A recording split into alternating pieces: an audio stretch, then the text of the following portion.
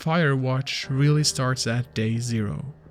This is where we are told of Henry's past, and we get to play his ascent up to Two Forks Lookout in the Shoshone National Park.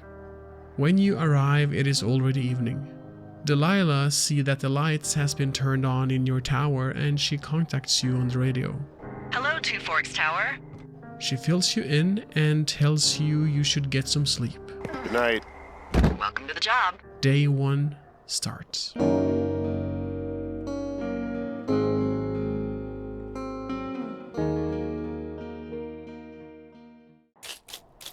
Henry has been awake for maybe an hour or 2. We find him typing at his typewriter when day 1 starts.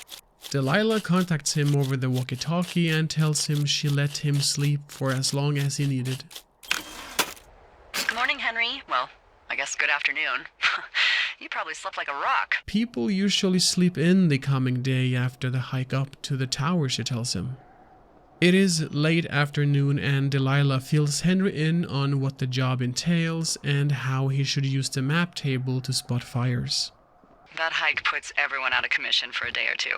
But now that you're up, let me quickly get you acquainted with the job. Delilah suddenly discovers fireworks in the distance. You use this to spot, you guessed it, What the fuck? What is it? Nothing. You use this to... Oh, fuck me! Good God, language, lady. Out your west-facing window. Are you seeing what I'm seeing? Whoa, that's not legal, right? No. You need to get down there right now and stop them. Fire danger is through the fucking roof. It's down at Jonesy Lake, a popular bathing and fishing spot in the Shoshone National Park. Because of the really dry summer, it is not allowed to light up fireworks in the park. Delilah tells Henry to go down there and tell them to stop. Throughout the park, there are caches or supply boxes. Delilah tells you the code is 1234 and Henry makes fun of the hack safe code. Get going. You'll probably need a rope to get down the shale between you and the lake, if I remember right. There should be one in the supply box on the way. The code is 1234. It's actually that for all of them. Smart. Shut up. In the boxes are gear and supplies for the Firewatch lookouts that comes in from time to time. The supply boxes are important for the plot line later in the story. On the way down to Jonesy Lake, Henry finds litter that forms a trail to the people shooting up fireworks. It's a trail of beer cans. As you get closer, Henry sees women's underwear and soon realizes the people shooting fireworks are drunk, skinny-dipping teenage campers. He yells at them, telling them to stop lighting fireworks. I know you guys are setting up bottle rockets out here, okay? He gets called out for being a creep and they accuse him of watching women skinny dipping. They disappear out of sight. Why do guys think it's alright to just stare at girls? You don't know a damn thing about me. We know you're a peeping Tom! How long have you been standing over there? Oh my god, is that what you are? Barf me out! Ew! Can we just get out of here? Ew, totally. You're gross. You're just some sad man out in the woods. On your way back to your lookout tower, you hear a storm building up. Hey, I heard some thunder. Yeah, I've got eyes on a storm out to the north. Delilah says over the radio that you can hike through a cave in Thunder Canyon. In the cave you notice that there's a locked door to another section of the cave, named Cave 452. Henry climbs out the cave and heads up to his tower. On his way up though, he sees a shadowy figure in the dark looking down at him from the lookout. There's some guy out here. Some guy? Henry rushes up to his tower and finds it vandalized. You report to Delilah about this and tension starts to build. Someone out there in the woods are after you.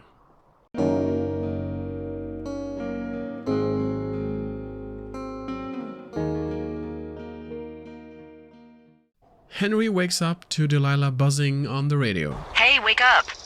The storm from last night knocked out the phone lines. No external contact beyond their walkie-talkies. Henry is truly isolated now. She tasks him with hiking north across the gorge to inspect the downed communication line. That storm knocked out the phone line I used to talk to the service, which means we're cut off. I tried radioing out, and that's not working either. What you can do is hike out to where the wire runs through your area and report back if it's down. Then I can track down a ranger to get someone on it. Henry treks out, reports a blown-over tree, and eventually drops down toward a rocky path. He discovers another supply cache. In the cache, he finds a note written by another Firewatch lookout some years ago. It's a note that mentions a guy called Ned Goodwin and his son Brian. Henry asks Delilah about who those two are, and she tells Henry that Ned Goodwin was a former Firewatch that used to work in the same lookout as Henry is in now, and that Ned brought his son with him that summer a couple of years ago.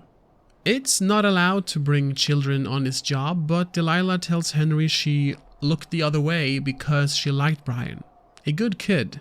She tells Henry that she never saw or heard anything from either Ned or Brian the following summers. Thank you, Brian Goodwin. Wait, who? The bag had the name Brian Goodwin sewn into the top. Huh. Wow. Do you know him? Yeah, I just haven't heard that name in a few years. Was he a ranger or something? Oh, no. He was stationed in Two Forks, your lookout, with his dad Ned 3 summers ago. Great kid. You can bring children out here? No. You know, I'm not a stickler for rules. They took off halfway through the summer. Where did they go? I don't know. I never really hit it off with old Ned. And, one day they were just gone. It plants a seed that slowly grows into a larger, darker story, especially when Henry eventually discovers Brian's fate in day 78. He finds himself trailing a line of empty beer cans again. Could it be the teenagers? Following the utility line, he finds the communication wire shredded, cut deliberately. Near it, a pair of panties scrawled with "Go to hell," clearly a taunt from the drunken teenagers. Henry reports back to Delilah, who encourages him to keep tracking. The trail leads him further north toward 5 Mile Creek.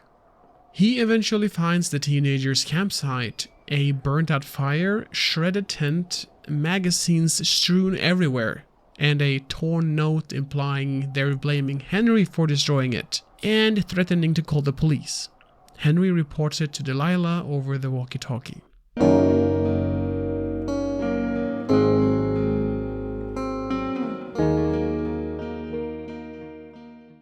Henry wakes up to that damn cracked window again. First sign of someone messing with his place again back in day 1. Delilah is already on the radio telling him to board it up before any more surprises. So he heads down, grabs spare planks leaning by the stairs and generator hut, and patches the hole in his lookout made by the mysterious shadow figure from day 1. Once it's fixed, there's not much else to do. Delilah checks in, asks if he's ready, and confirms there are no more tasks to be done. No fires, no emergencies, just him, the silence, the wilderness, and that growing unease. I got that window all patched up. So, what should I do now? What's next? What's next? What do you think is next? Well, you've been the one giving me tasks for 2 days straight. What's next is you sit in that room until September 1st and call me at the first sign of smoke. Oh, yeah. Why don't you let me know when you're mentally prepared for that task, and I'll give it to you.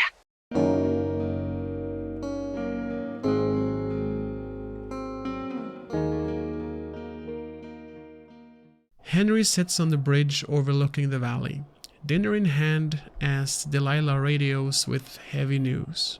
The 2 teenage girls from day 1 haven't been heard from in a week. They're missing. I called with bad news. 2 young women, Chelsea Stevens and Lily McLean, were reported missing. They've got parents out in California who haven't heard from them in a week. They were supposed to meet an aunt down in Cody. If they're the girls from last week, then you're probably the last person to have seen them. I didn't do anything to them. What about their camp? That wasn't me. You know that. Don't get defensive. The tone shifts instantly. Henry and Delilah are growing anxious, with Henry finding the destroyed campsite with a note saying that he did it isn't exactly putting Henry in a good light. If the police starts digging, they will link Henry to their disappearance, and both Henry and Delilah would be suspects. All right, Henry, thanks. Enjoy the sunset.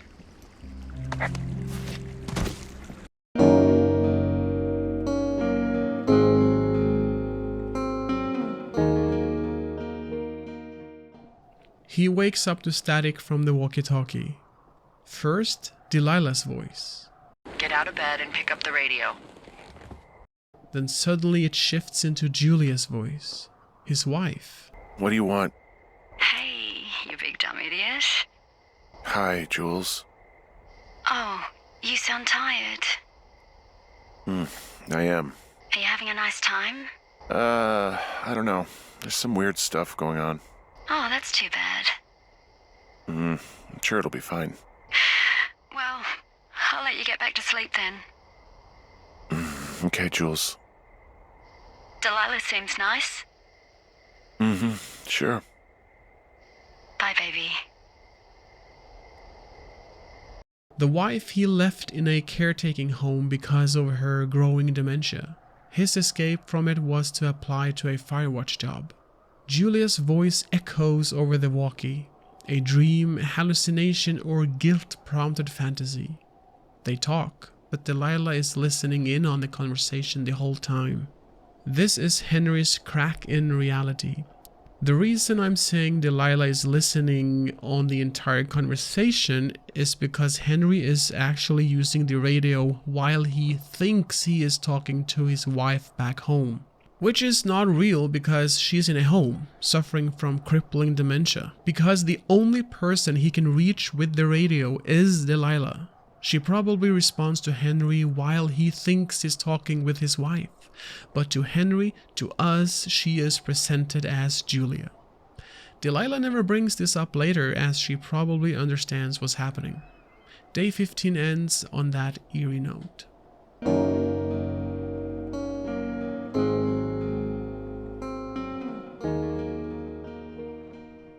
Henry's back out on patrol. Delilah directs him on a supply drop run. He hiked north past the rope descent routes from before, over the log bridge to Cache 241, or 309 depending. He grabs invoices, maps, granola bar, maybe even extra supplies if he's curious, and radios in once it's finished. If he takes only assigned gear, it jumps to day 64. If he explores further and grabs extras, it unlocks day 34.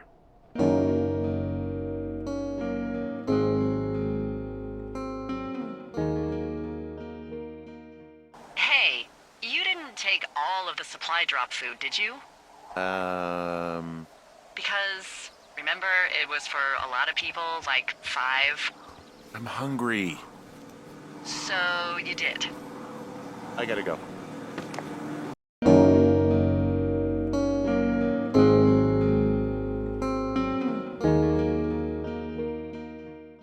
Some weeks later, Henry and Delilah are calmer but aware of the fire danger. Fires are flaring up across the forest and she's waiting on him to spot the year's biggest blaze. They share a punny moment naming the fire together. Things feel small again.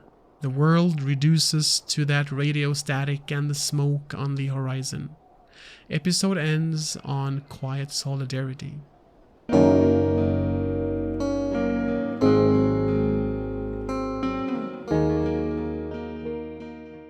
Food runs. Henry goes looking for fish.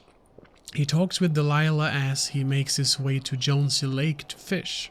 Jonesy Lake is that lake where he finds the drunk girls from day 1. He finds a clipboard down at the lake. The clipboard has notes, transcriptions of Henry and Delilah's conversations, as if a stenographer has been taking notes of all their conversations over the radio. Delilah expresses her worries about all this to Henry. Someone is clearly watching them. As they discuss further, Henry hears a signal coming from a couple of feet over on the trail. He walks up to it, finds the signal he heard is another walkie-talkie. He picks it up and suddenly gets knocked unconscious.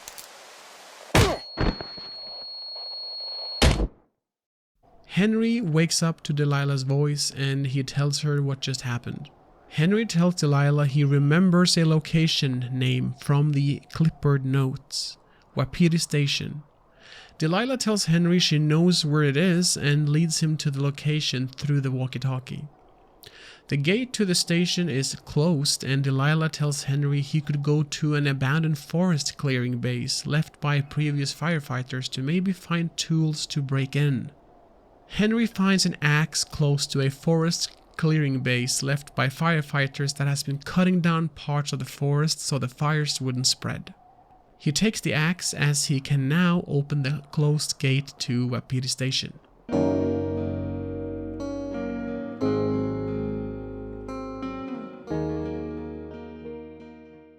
Henry has been trying to get Delilah on the radio, but she hasn't answered in a good while.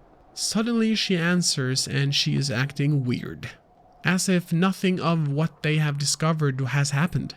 Henry is weirded out and tells Delilah he is headed out. His plan is to go to Wapiti Station.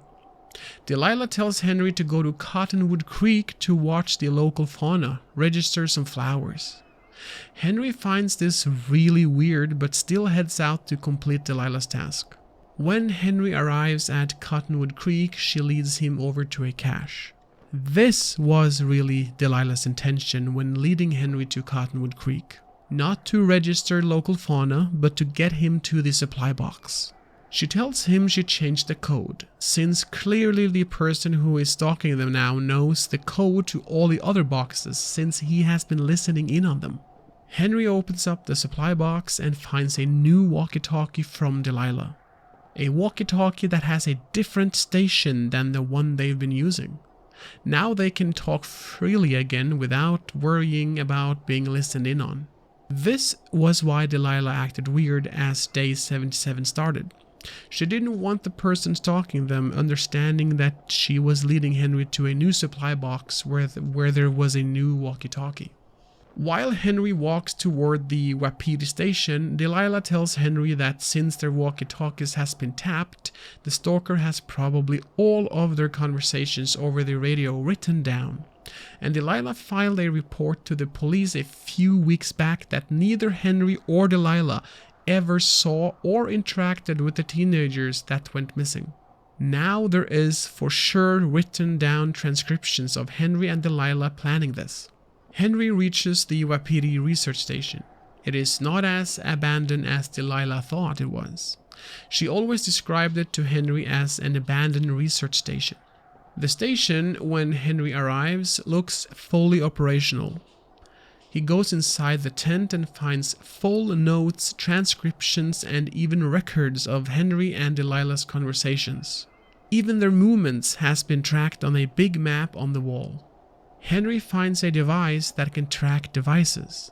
He brings it with him on his way back to his tower. On Henry's way back, Delilah reports smoke coming from the Wapiti Station.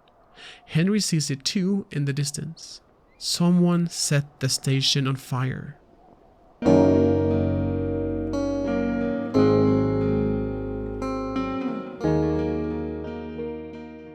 Henry's signal receiver, the one he picked up from the Wapiti Station the day before, starts beeping.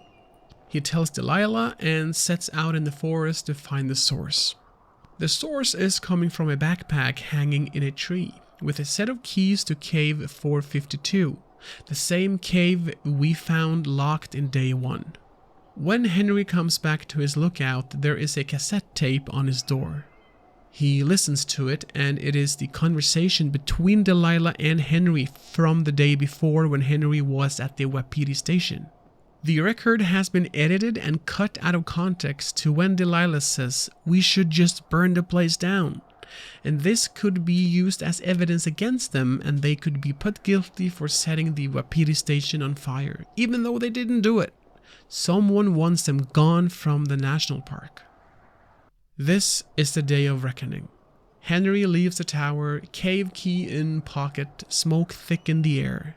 He takes the cave path, unlocks the door, and bam! The entrance slams shut behind him. He is alone underground. Moving deeper, he finds a way out. It leads him to Brian Goodwin's hideout. Henry tells this to Delilah, and she explained to Henry that when there was a report of a kid staying with his dad on the Firewatch job, Delilah lied about it so Brian could stay with his dad, Ned. Henry goes back to Cave 452 to further investigate and goes deeper into it. He finds Brian Goodwin's dead body, picks up his climbing gear and retraces through rappel sections to escape. The day ends in stunned silence and guilt from Delilah.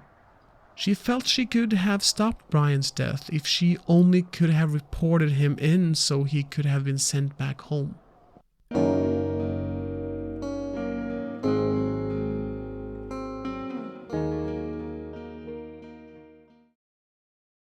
Packing to go home because of the spreading fire, Henry gets one last ping from the pulse tracker. It leads him west, down trails past Jonesy Lake, through Thunder Canyon, rappels familiar ground. He reaches a final cassette, a message from Ned Goodwin, Brian's dad. Ned explains his retreating deeper into the forest and never coming back. Ned explains everything to Henry on that cassette. That it was Ned who has been stalking them this entire time because he thought Henry and Delilah have been looking for what happened to Ned and Brian. Ned could not let anyone know what happened to his son Brian. Of course, Henry and Delilah was never originally looking into this, but because Ned and his paranoid mind thought everyone was after him, he started interfering with Henry and Delilah. If he had just let them alone since day one, then Henry and Delilah would have never found out. It's literally the Barbra Streisand effect all over again. The more you try to cover up something, the more it comes into light. Ned explains that he filed the report about the missing teenage hikers. They weren't even missing. Ned made that up to scare Henry and Delilah from investigating more into his case. I know it doesn't make sense so much, but for a paranoid mind that thinks everyone is out to get him, then it does make sense. Ned's acting rather irrational. Ned's actions are super layered throughout the entire game. First, he trashes the teenagers' campsite to scare off the teenage hikers to make them go home from the area. Then Ned makes a note and leaves it at the destroyed campsite. The note was supposedly written by the teenagers to make it look like it was Henry that destroyed their camp and threatened them. Then on the later day when Henry is looking for the communications line, there are beer cans riddled next to the broken comms line. Even the teenagers' underwear is there, with lipstick written on them saying "Go to hell," to make Henry think it was the teenagers who cut the line and not Ned. All of this to try and get people away from the area where his son died, preventing anyone from investigating into it. Of course, no one was really doing that, but Ned's paranoia thought so. Henry then is making his way up to Delilah's tower, where the chopper was supposed to meet to get them out. And we all know how this ends. They never meet. And a lot of people are saying that this ruined the game's ending. But if you ask me personally, this is the perfect ending to a game like this. If they would truly meet, then all of this would become a very Hollywood cliché, which everyone wants, but I don't. It feels more poetic to have a game like this end like that. He makes his way down to the chopper that hoists him out. Endgame. He leaves, uncertain on what will await him back home. If you enjoyed this video, be sure to subscribe, because we have way much more Firewatch lore to discuss. As always, take care, and I will be seeing you in the next one.